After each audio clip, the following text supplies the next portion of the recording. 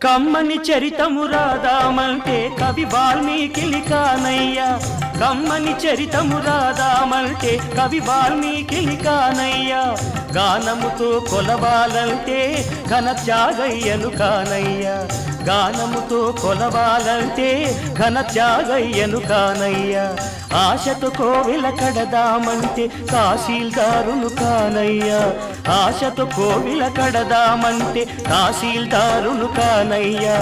ఆఖరికి మనసిద్దామంటే అది ఏనాడో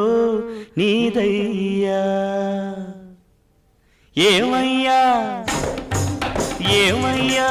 ఓ రామయ్యా ఎలా సేవించాలయ్యా